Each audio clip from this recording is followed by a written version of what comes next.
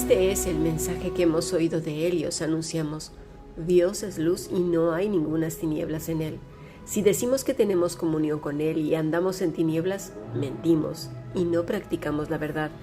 Pero si andamos en luz, como Él está en luz, tenemos comunión unos con otros y la sangre de Jesucristo, su Hijo, nos limpia de todo pecado. Si decimos que no tenemos pecado, nos engañamos a nosotros mismos y la verdad no está en nosotros. Si confesamos nuestros pecados, Él es fiel y justo para perdonar nuestros pecados y limpiarnos de toda maldad. Si decimos que no hemos pecado, le hacemos a Él mentiroso y su palabra no está en nosotros. Primera de Juan, capítulo 1, versículos 5 al 10. Hemos escuchado palabra de Dios.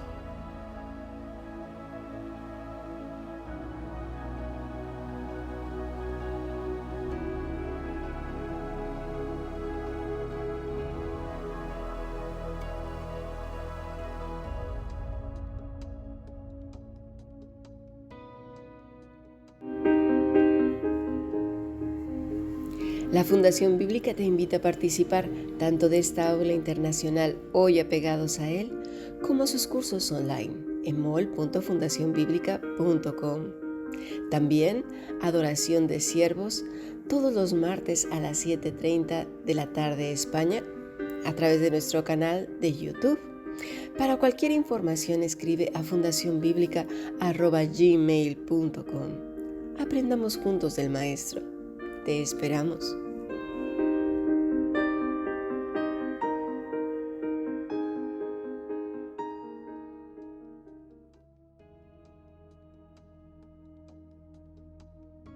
Dice Juan en su epístola que si decimos que somos de Él y andamos en tinieblas.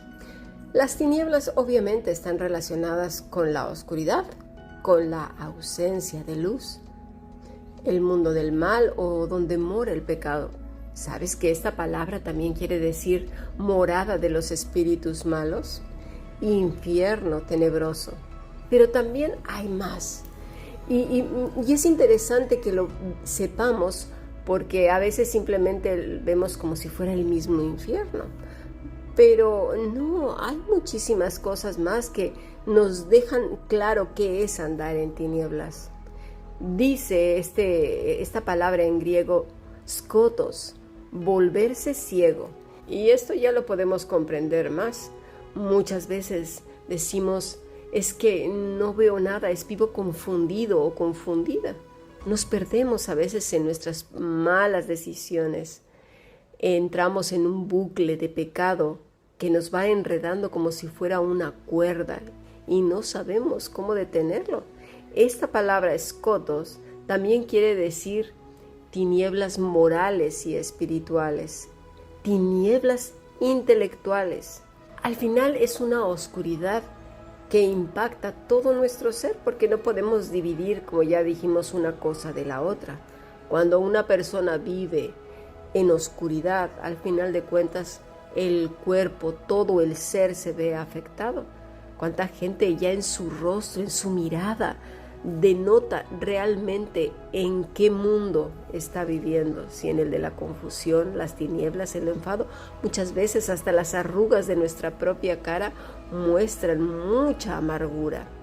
Veamos una versión más de lo que acabamos de leer. La Biblia Dios habla hoy. Dice así: este es el mensaje que Jesucristo nos enseñó y que les anunciamos a ustedes, que Dios es luz y que en Él no hay ninguna oscuridad. Si decimos que estamos unidos a Él y al mismo tiempo vivimos en la oscuridad, es decir, en el skotos que acabamos de mencionar, mentimos y no practicamos la verdad. Pero si vivimos en la luz, así como Dios está en la luz, entonces hay unión entre nosotros y la sangre de su Hijo Jesucristo nos limpia de todo pecado. Si decimos que no tenemos pecado, nos engañamos a nosotros mismos y no hay verdad en nosotros. Pero si confesamos nuestros pecados, podemos confiar en que Dios, que es justo, nos perdonará nuestros pecados y nos limpiará de toda maldad. Esto obviamente conlleva un arrepentimiento genuino, mis estimados, no nada más hablar. Dice el verso 10, si decimos que no hemos cometido pecado, hacemos que Dios parezca mentiroso y no hemos aceptado verdaderamente su palabra. Ahora bien, piensa por favor, ¿a qué se refiere Juan? Recuerda que hemos estado hablando del más grande y primer mandamiento, que es amar a Dios con todo lo que nosotros somos. Juan nos está hablando de ese grande amor que apenas él puede contener en su pecho. Expresa las siguientes palabras sublimes y llenas de alabanza. ¿Para quién? Dice, esta vida que se manifestó a nosotros al principio de su carta. ¿Quién es la vida? Cristo es la vida. Dice Juan con gran adoración, nosotros la vimos y damos testimonio de ella. Tuvieron el privilegio de vivir al lado de la vida. ¿Quién es la vida? Pues Cristo, el Logos, el Dios encarnado.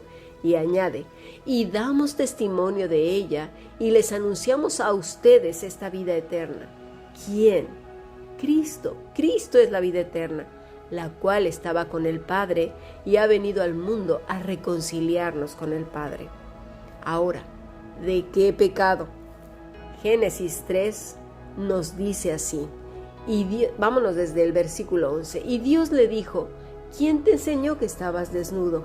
¿Has comido del árbol que yo te mandé que no comieses? Y el hombre respondió, la mujer que me diste por compañera me dio del árbol y yo comí. Y al hombre dijo, por cuanto obedeciste a la voz de tu mujer y comiste del árbol que te mandé diciendo, no comerás de él, maldita será la tierra por tu causa, con dolor comerás de ella todos los días de tu vida.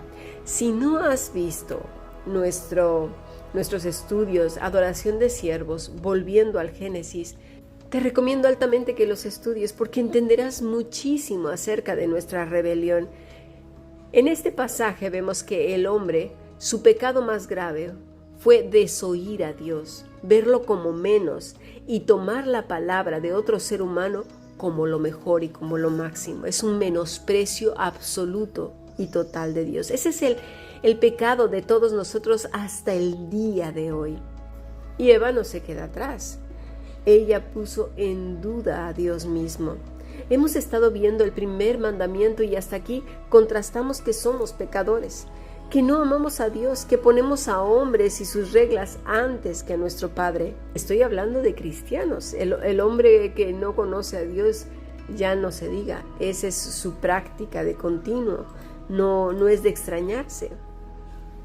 Así pues, el ser humano hoy, tanto que se diga cristiano como no, sigue muchas veces poniendo a otros los ritos antes que la vida que es Cristo. La libertad que nos dio, como al principio, la menospreciamos. Decimos, no, yo me quiero ir por mi propio camino, lo que yo creo, lo que es mejor, lo que creo que te va a gustar, ¿no? Y de ahí surge el rito y la religiosidad. Juan comprendió muy bien su condición y lo indigno del amor de Dios y también de la misericordia del Padre, su perdón y su gracia. Cayó a sus pies y con devoción pronuncia las siguientes palabras. Les anunciamos pues lo que hemos visto y oído para que ustedes estén unidos con nosotros como nosotros estamos unidos con Dios el Padre y con su Hijo Jesucristo. Escribimos estas cosas para que nuestra alegría sea completa, para que estemos unidos con ellos. ¿Y cómo podría ser esto? Si Cristo es la vid, nosotros somos esas hojas brillantes y tiernas, solo y únicamente en Él. Juan usa la palabra que para muchos es conocida, koinonía, que quiere decir ayuda, compañerismo, comunión, contribución, dispensación, ofrenda, participación, participar. Pero viene de otra palabra que es koinonos, quiere decir socio, asociado, compañero, cómplice, participante, partícipe. Mira, te voy a decir algo. Todos aquellos en los que el Espíritu de Dios mora, damos testimonio unos a otros que el Espíritu nos dice que somos hijos de Dios y por lo tanto somos partícipes de ese gozo. No se ve uno contra otro aguijoneándose, maltratándose, chismeando, atacando, murmurando. No. ¿Por qué? Porque el mismo Espíritu que radica en el otro radica en otro y en otro y en uno y en otro. Es el Espíritu de Dios. Hay unidad, hay armonía. Juan dice que estemos en comunión como ofrenda, participar, asociados, compañeros. ¿De qué? ¿Cómo? Pues de Cristo. ¿Y cómo? Pues como pámpanos, unidos a Cristo todos, no unidos en pequeñas sectas. No, eso no, nunca, sino unidos como pámpanos a la vid verdadera. Y nuestra comunión verdadera es con el Padre, dice Juan, y con su Hijo Jesucristo, añade, para que no haya dudas. La comunión es con el Padre, verdaderamente con el Padre. Juan tiene una relación tan hermosa con Jesucristo que su corazón apenas y puede con el gozo, pero es tal que no puede callar y comparte con ellos, con nosotros, lo mucho que disfruta de esa relación eterna, de un amor precioso que es solo Cristo y que Él mismo solo y únicamente puede mantener por medio del Espíritu Santo. El hombre es infiel por naturaleza, no sabe mantenerse en sus promesas, no sabe cumplir, olvida fácil y los afanes hacen que sus promesas y las bendiciones recibidas, se evaporen. En un momento desaparecen. Dice la Biblia, Dios habla hoy, y ahora volveremos a lo primero que hemos leído. Escribimos estas cosas para que nuestra alegría sea completa. Y sin duda, el gozo de todo siervo, de toda sierva de Dios que disfruta de esa preciosa relación es compartir con sus hermanos, desear que otros puedan saborear cada segundo con Jesús, amando al Padre, siendo Él el único refugio, el único consuelo, amparo, escudo, regazo donde llorar y brazos donde correr, donde descansar y hallar abrigo, amor ante el desprecio de los impíos o incluso de los religiosos que tienen nombre de vivo pero que están muertos. Esta mañana estuvimos viendo pues Deuteronomio 5, versículo 10, y que hago misericordia a millares, a los que aman y guardan mis mandamientos. Vamos a pasar a nuestro siguiente podcast porque vamos a hablar mucho de ello en relación al pasaje que acabamos de leer en la introducción.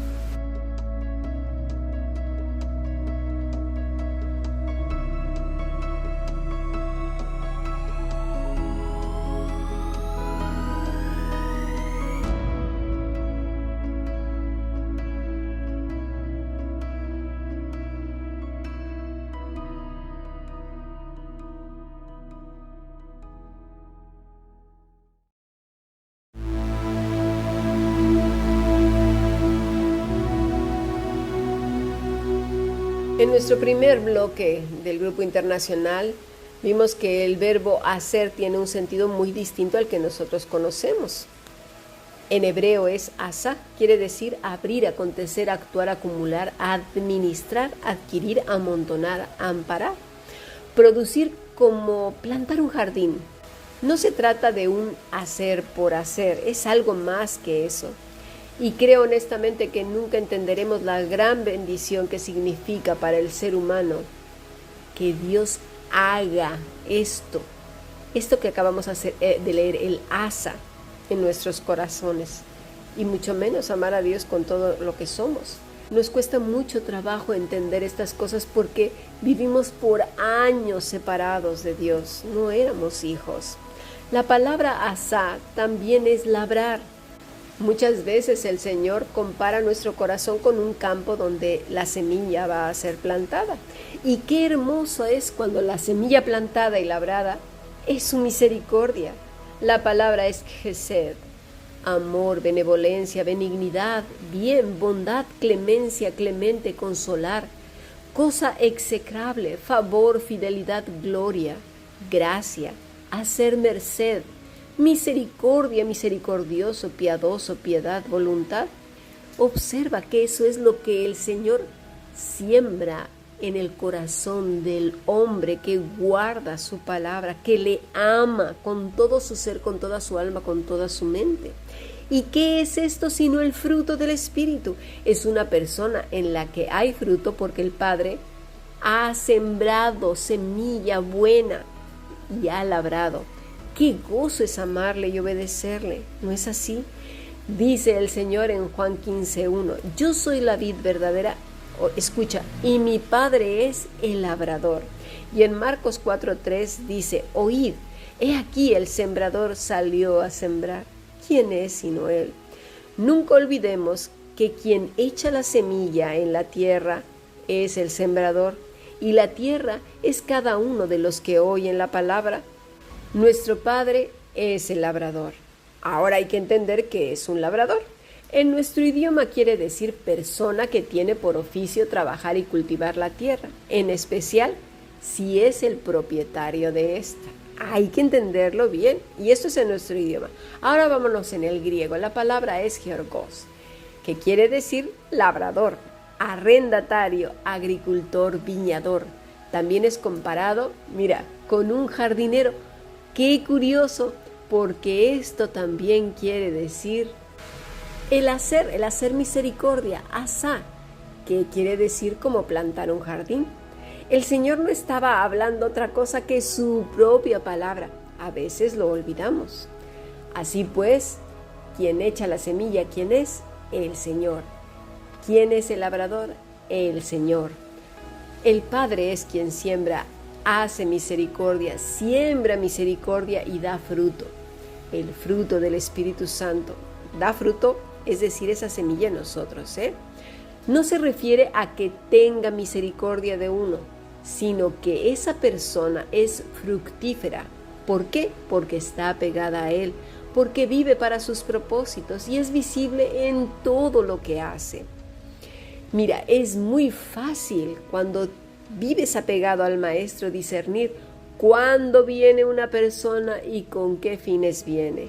Lo único que hace falta es ver su alma, su corazón, su boca, cuando prorrumpe, ¿verdad? Según qué palabras.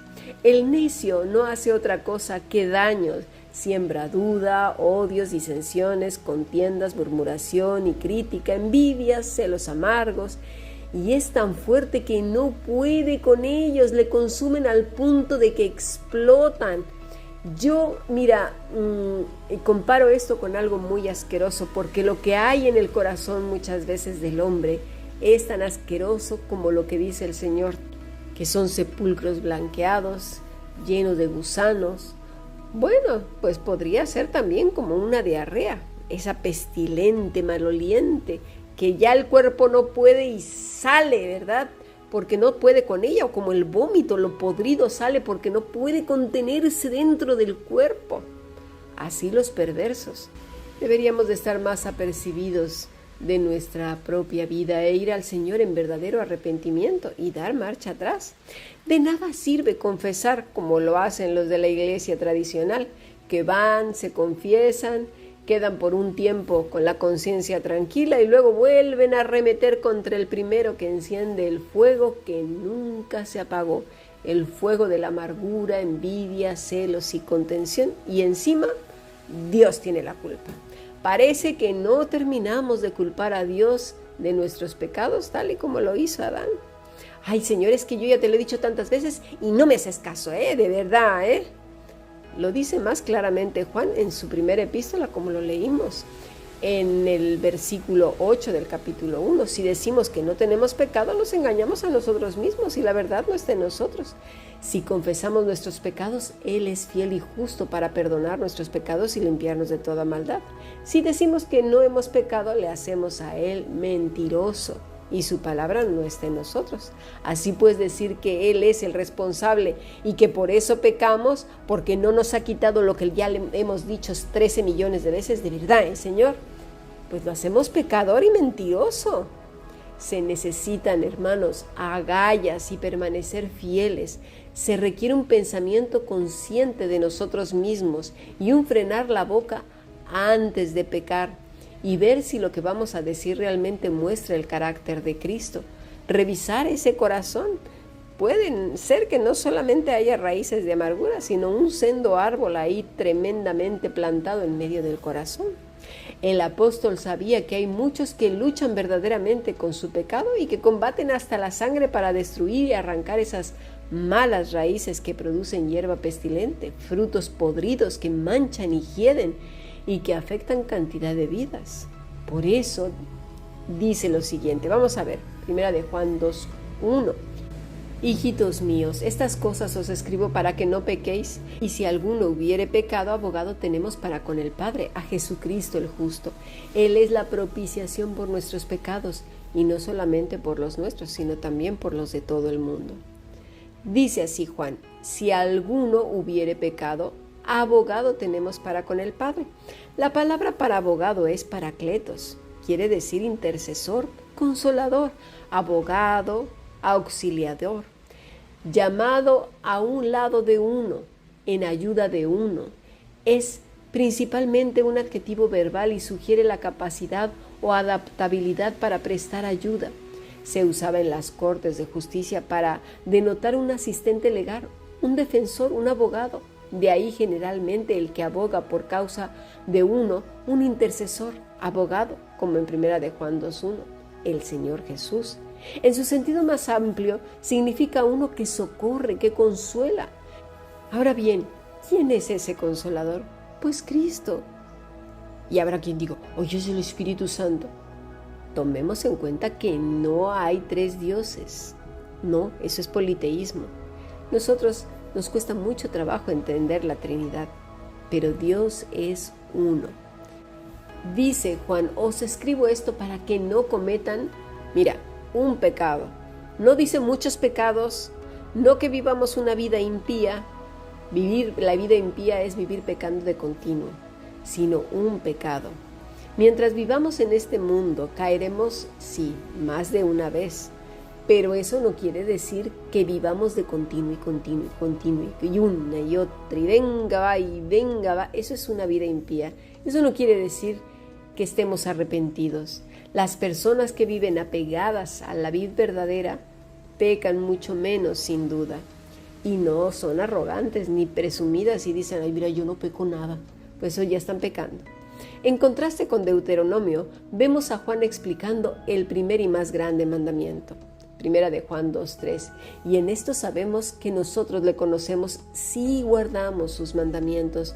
El que dice yo le conozco y no guarda sus mandamientos, el tal es mentiroso y la verdad no está en él. Pero el que guarda su palabra, en este verdaderamente el amor de Dios se ha perfeccionado. Por esto sabemos que estamos en él. El que dice que permanece en él debe andar como él anduvo. ¿Lo vemos?